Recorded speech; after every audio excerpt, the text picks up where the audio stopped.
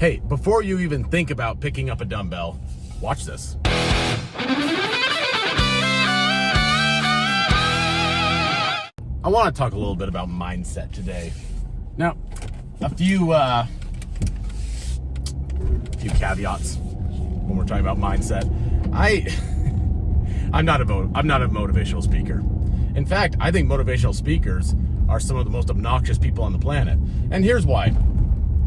The self-help space, and because it's closely related, the fitness space, it's been completely inundated with a lot of low IQ, high energy dummies. And they've got a lot to say and almost nothing to say at the same time. They just kind of shout bumper stickers at you. Think the mind over matter. This idea that it's really just it's all in your mind. You can accomplish anything you want if you just put your mind to it. Or if this is a good one. If you think you can, you're right. If you think you can't, you're also right. Yeah. Like I said, it looks good on a bumper sticker. That's not reality, though. Sometimes matter wins over mind, no matter how strong and positive the mind is. I always think of when people talk about the good vibes and you just need to have good vibes. I always think of Colonel Custard and his last battle at Little Bighorn. I guess he just didn't put out enough positive energy to the universe. It's very sad. That poor fool. If only he had read The Secret. If you think you can, then you can. If you ever read The Secret. Well, I listened to the audiobook of The Secret, and it didn't help that it was a condescending Australian woman reading it to me. If you're thinking about how you're going to accomplish it, you've already done too much. Just determine what you'd like to do and what you'd like to receive. Put it out to the universe and let the universe provide.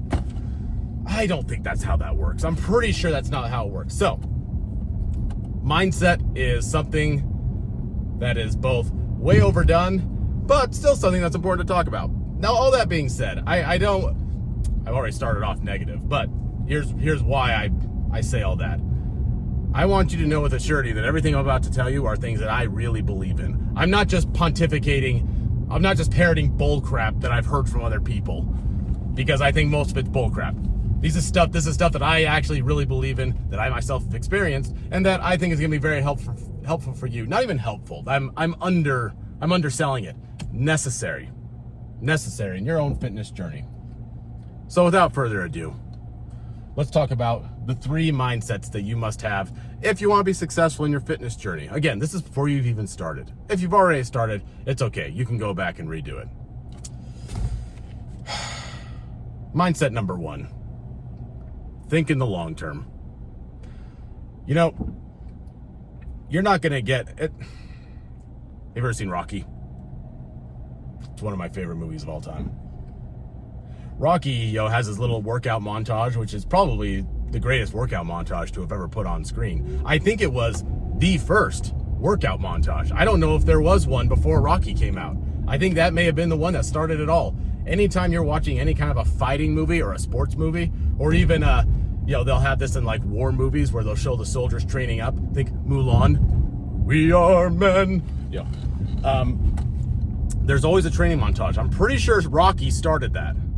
Well, in the Rocky montage, it's great motivation, and it sure gets my blood pressure going, because my blood pressure up, because it's just so awesome watching Sly Stallone do 1-arm push-ups and then run up the steps of that big building that I can't remember what it is. I think it's a museum in Philadelphia.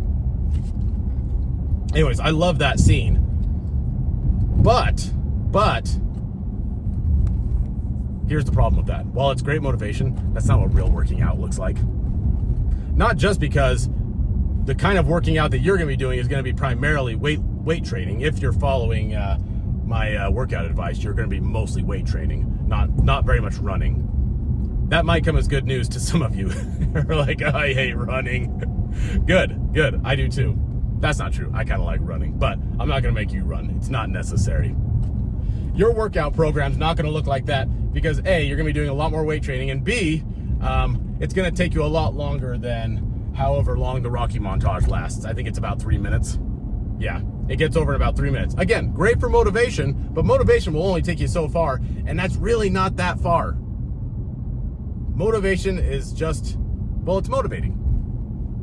It's like think of it like this. When you're thinking of motivation, think of it like a shot of adrenaline in the arm or in the butt. I'm not sure where the best place is for an adrenaline shot. I think the thigh. People usually go for the thigh. It's a big meaty area for most people. But motivation, motivational stories, rousing speeches, it's a shot of adrenaline.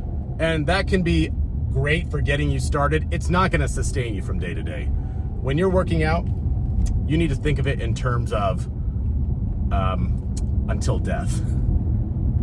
Until death do you part. That's the arrangement that you've made with your body. So, think in the long term. That's going to matter when you're deciding what your workout program should be, because you have to be constantly asking yourself this question as you're lifting weights, or as you're doing whatever kind of cardio, or joining a class, whether it's a boxing class or a dance class, whatever it may be. You always have to be asking yourself this question: can I keep this up forever? Can I keep it up forever? And if the answer is no, or if the answer is okay, it might not be appropriate, and we'll get more into that in mindset number 2. For now, suffice it to say that, mentally speaking, you just, whatever changes you want to make in your life to your workout program, it needs to last forever. Forever. Hey, if you're enjoying the video, and I understand that's a big if, but if you're enjoying it, please leave a like and a comment. If you're not enjoying the video, still leave a comment. The more sarcastic, the better. If you feel like you need a little more personalized coaching, DM me on Instagram at American_Fitnocrat. If you don't have Instagram, send a raven.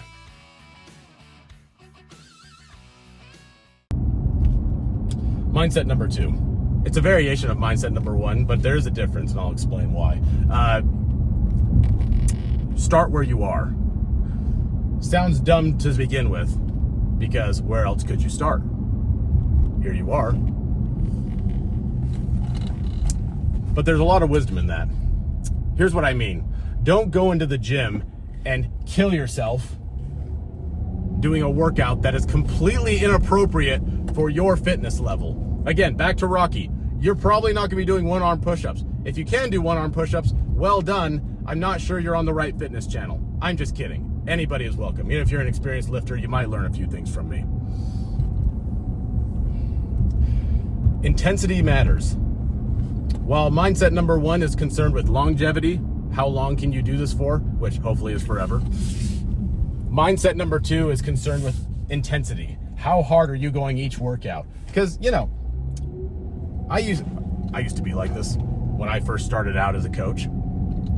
My mindset was push people as hard as they can, and their bodies will adapt. And if they don't, well, too bad. We can't all be awesome. I've since amended my ways. I don't think like that anymore. Partly because, I've started to get a little bit older. I'm not that old. I'm 31. But I have started to notice that I myself am slowing down already. Not a lot, not a ton, but I don't recover quite as fast, and I can't go quite as hard as I used to, and I need to pay a lot closer attention to my sleep. So I've had to pull back on some of my intensity, and it's actually been very productive in some cases. I mean, I would argue that I'm in the best shape of my life. Yeah, I can't just go and kill myself every day in the gym like I used to, but that's okay, because that's not really what working out's all about. And that's something you really want to keep in mind. Working out is not about destroying your body. Get out of this idea, the David Goggins idea of just destroying yourself every time. I don't think that's productive. It's not going to work for most people. At worst, you're going to hurt yourself. And at best, you're just going to go, oh, okay, well, this sucks, and I'm not seeing changes very quickly, so then you quit. So, start where you are. Start where you are. If you're working out 0 times a week, then work out once a week. Don't try and go for like 5 or 6 days. That's ridiculous. If you're already working out 4 days a week and you want to add more in, you could possibly add a 5th one. Start where you are. That's what's important. And mindset number 3. This really is a mindset thing.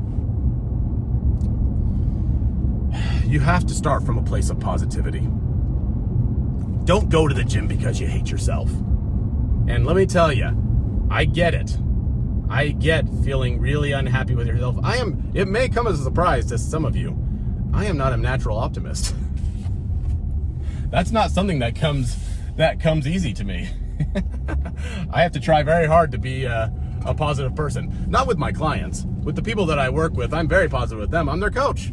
And if they've come to me, they already have recognized that they have a lot to improve on. And I want to cheer them on the entire way.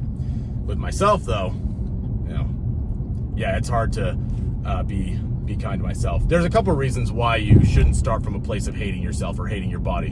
One is, imagine this. Do this little thought experiment with me. Imagine you had a friend, a good friend of yours. You see this person every day. You're like attached to this person, basically. They're with you everywhere you go. And they love to tell you how much you suck. By the way, I don't mean in like the fun, jokey way that like blue collar men do with each other on a construction site. No, not that. I mean, this person cannot stop telling you how stupid you are, how ugly you are, how you're balding, and that's why nobody will ever love you. If you've got this person in your ear all the time, that's brutal. How are you supposed to handle that? You wouldn't be hanging out with that person for very long now, would you? Everything they say to you is nasty and negative, and they mean it. That's the worst part, is that they mean it. Again, there's no joking there. They mean all the mean things that they're saying to you. Well, they wouldn't be your friend for very long. You would get out of that relationship. You would call it a toxic relationship, would you not? Well, why do you do that to yourself? Why, oh why, oh why? Be kind to yourself. Now, there's a second reason that you shouldn't start from a place of hatred. If you start from a place of hatred, you go to the gym, and the gym basically becomes your outlet for that hatred. And I mean, it's better than drugs, I suppose, or alcohol. But here's the thing: if you ever can't make it to the gym, well, all that self-hatred just comes rushing right back. The gym becomes your church, basically. It's where you go to worship. And if you can't make it there, it's like you've let down your God. You become your God, in essence. You become idol. It's kind of a catch-22. The harder you try to drown out your self-hatred with other things, the gym included, the more you hate yourself in the end. It's strange. So start from a place of, I'm doing this because I care about myself. I have a certain amount of self-love. Not love in the lame way that most people mean in our modern age. Self-love, it's very closely linked to narcissism, and everybody thinks that just means you do what feels good all the time, or whatever's the most fulfilling to you. No. Do what's going to be the best for you in the long run. Again, we're going back to long-term. All of these mindsets are all interconnected with each other. Do what's best for you. And do what's going to be best for you, which is going to put you in a position to best serve the people around you, your family and your friends and yourself. And lastly, here's the last reason that you shouldn't work out, out of a feeling of self-hatred and self-loathing. That's just not fun. That's so unpleasant. Imagine having to deal with that on a daily basis. And it bleeds over into everything else that you're doing. You are a self-loathing person. Work on that. And don't try and use the gym to block that out. Don't use the gym. Don't let the gym become your coping method. Start from a place of love. You're worth it. You're a great person. I mean, I don't know if you are a great person specifically. I don't know you. But I assume you're a fairly decent person. I think most people are decent people. So be kind to yourself. Be kind to yourself. Do it out of self-love. Do it out of love for your body and love for yourself. Anyways, those are your 3 mindsets. Think long-term, start where you are, and start from a place of self-love. That's all I've got. Thank you for listening. Hey, tell me, have you ever heard someone say something like, oh, fitness isn't everything? Don't listen to that communist gobbledygook. Take pride in your body, take pride in your fitness, and let me help you along the way. Follow me at American Fitnocrat, American_Fitnocrat on Instagram. And if you'd like some personalized coaching, DM me.